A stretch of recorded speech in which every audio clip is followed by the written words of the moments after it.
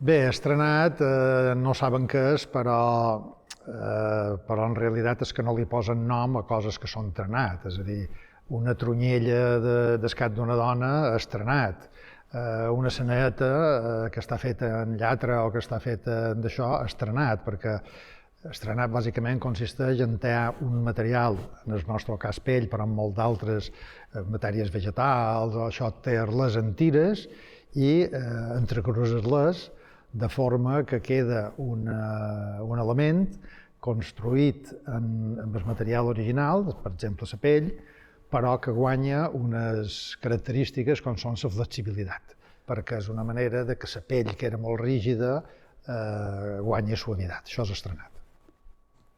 Bueno, trenat segurament n'hi ha hagut sempre des que existeix pell curtida, però hi ha un moment en què coneixem que se feia de manera artesanal i se converteix en una indústria, en un procés de mecanització, i per una banda per això és important i també ho és per una altra perquè va donar feina a moltíssima gent a Mallorca.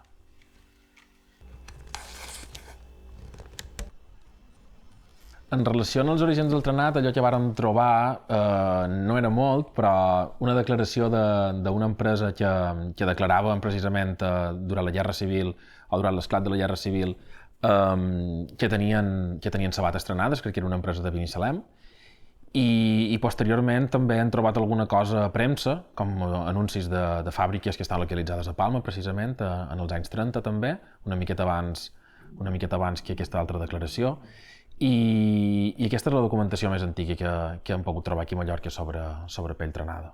A Mallorca va començar perquè va venir un senyor iugoslau, que anomia Esteban Zouko, i va començar a fer trenat. Estrenat a Mallorca, els qui feien sabates de trenat eren fàbriques de sabates que s'ho feien ells mateixos. Després, a mitjans anys 50, mon pare, que tenia un magatzem de pell i que venia trenat a fàbriques de sabates, va pensar que era bo fer una fàbrica de trenat. Diríem des d'un àmbit local com era Inca, passant a un àmbit nacional i sobretot passant a un àmbit internacional.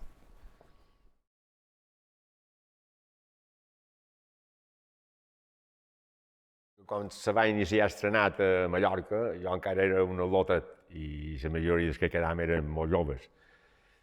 Entonces ho van iniciar el meu pare igual que els altres pares i va començar, tot era manual en aquell temps. No hi havia màquines de fer trenat, tot se feia a mà. Les poques màquines que feien ceràmica, que dèiem en màquina, era una màquina de fusta, però completament manual. No tenia res de motor ni tenia res, tot era manual.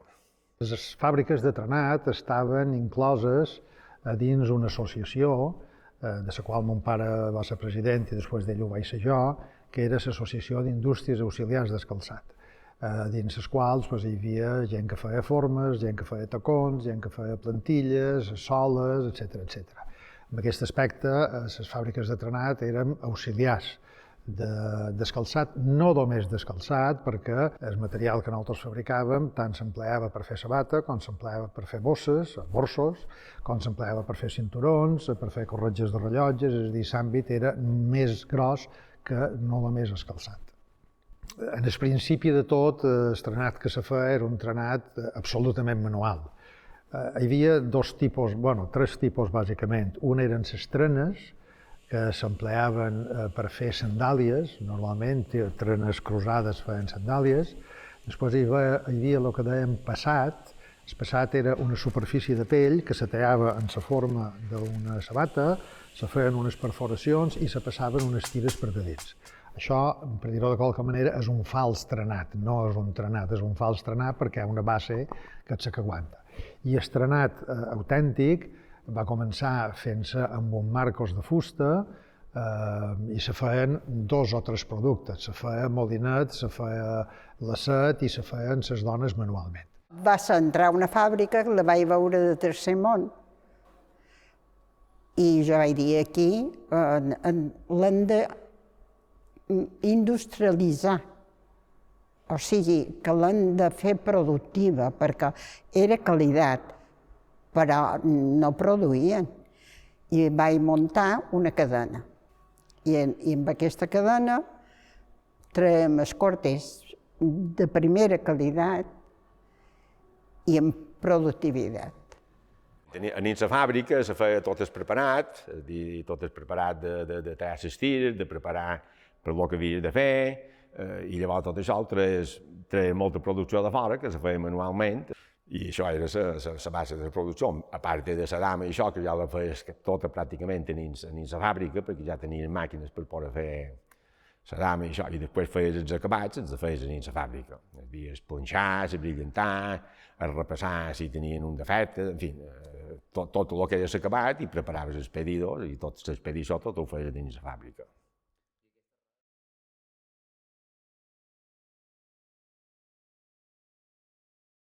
Tots aquests anys, dels anys 60, dels anys 70, per la indústria del calçat, i en aquest cas en concret per els trançadors, que en el nostre cas van ser uns anys molt bons.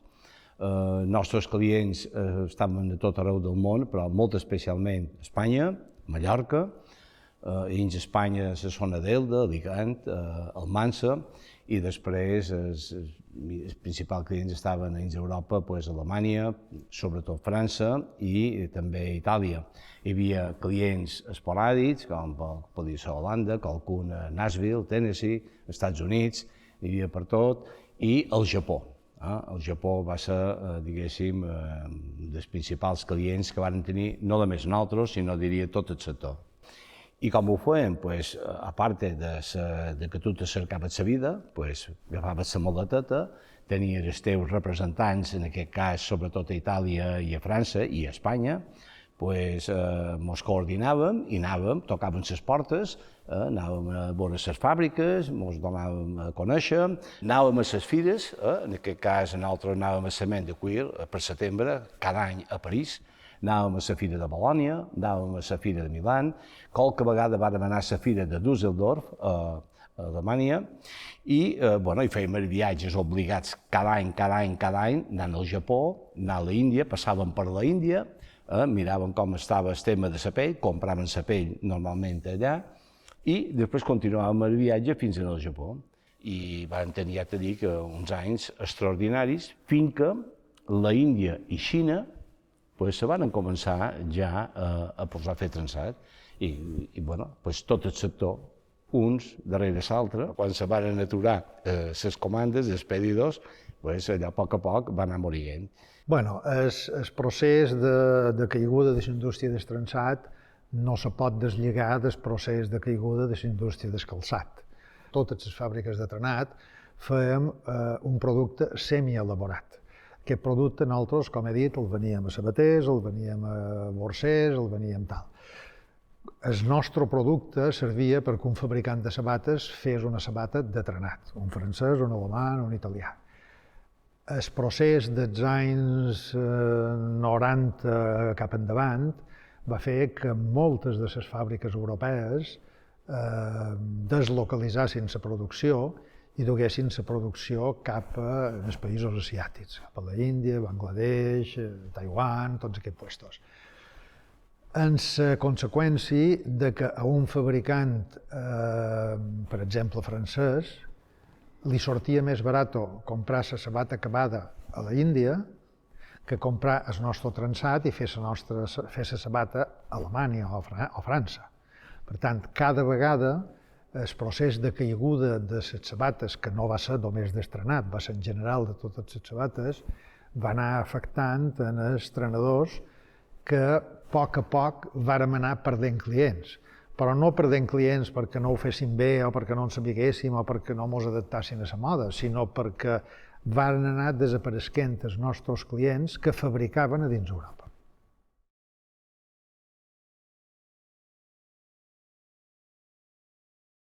Em vaig aprendre perquè ma mare em feia i jo me'n feien fer.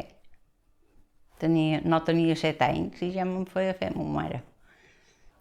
Vàrem començar perquè ma mare feia els típics talers, que era una cosa que ja podíem fer dins casa seva. Les dones cuidant la casa, cuidant el lotet, i si tenien majors. I per jo va ser com un joc. I després també agafar tiretes escaparrint, que no quedava res, per fer unes sabatones, l'única pepa que teníem. I va ser una cosa que me va enganxar molt. moltíssim. O sigui que, no sé, en té molt bons records. I de llavors vàrem estar fora de vila i no em feia. Però llavors vaig tornar a seguir i llavors ho vaig fer jo ja era casada, i la monta meu m'ho duia aquí, llavors me va sortir Antoni de Matrema, també m'ho duia, i jo anava repartint a 5 o 6 dones que tenia. I, clar, nosaltres no podies tenir el contacte amb tota la gent que feia feina. Entonces tenies uns encarregats, que eren els que se dedicaven a anar als pobles a repartir la feina i a recollir-la. Cada setmana venia i m'ho duia les peces aquestes i jo repartia a les dones. El qui ho necessitava més li donava d'un o li donava de l'altre. I el que duia una bona roda d'un parell. Jo qualque vespre no me podia anar a jeure perquè havia d'estirar. Perquè el que du aquest davant és el que hi ha de fer l'espès. Si els altres no te podien equipar una o dos o tres, ja. Perquè per fer una peça d'aquestes grosses servir de m'estar tot el dia. No, vull feina, per pot 2 vegades. I feien menjar per tots i duia a la casa i tot això. I d'aquí crec que va venir una època molt bona per les illes o per l'illa, perquè les dones començaven a tenir coses de dins casa seva i tenien els seus dobbers, o sigui que les persones que van ser un poc fanerones ja tenien aquells ingressos cada setmana, me'n recordo un sobret. Nosaltres, a casa nostra, diuen el que jo guanyava d'estrensat, menjàvem. I bé que mos empoderàrem. Sí, perquè ja t'he dit, teníem, jo crec que moltes, a part de si faig aquesta feina, llavors hi havia qualque cosa que començàvem a fer vidrioles, jo vaig ser d'una d'elles. I crec que això sí, després a començar a tenir capritxets i a tenir coses que sense fer feina no les haguéssim pogut tenir.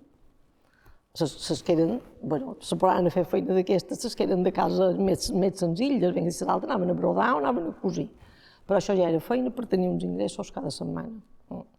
I tot això va donar vida i va donar marxa moltíssimes de coses. O sigui, dones varen fer coses que potser només en el jornal de som o fessin del que fessin, no les haguessin pogut fer moltes de cases. I també sempre dic que hi ha moltes de carreres de fills o de la meva època, potser de 10 anys més tard, de cases senzilles que van sortir d'aquí. I crec que hi ha molt de fonaments fets a dins Mallorca que també van sortir de lo que les dones aportaren. Ja t'ho dic. Vaig quedar viuda en el 44 i me vaig trobar en 4 empreses que el meu home va deixar. I en aquell moment no me va quedar més remei que agafar el rumbo, diríem, de la fàbrica. I vaig estar fins al 98, crec que era, en el càrrec aquest.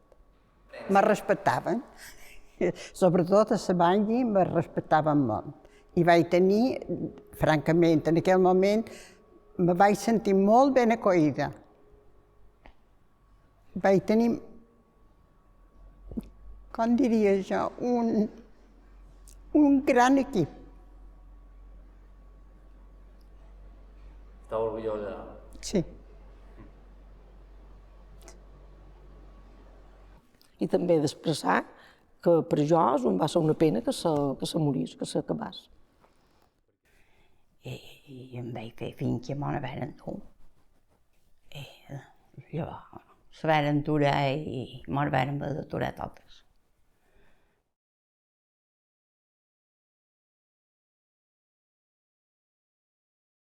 On Breu Trenat ara mateix és inexistent, saps? El que és el trenat i s'ha de tornar a aixecar tot i costa molt.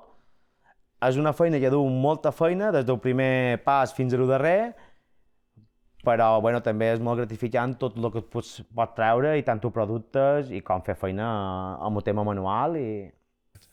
Ara ja no, ara tot això ja s'ha acabat. Ja ningú...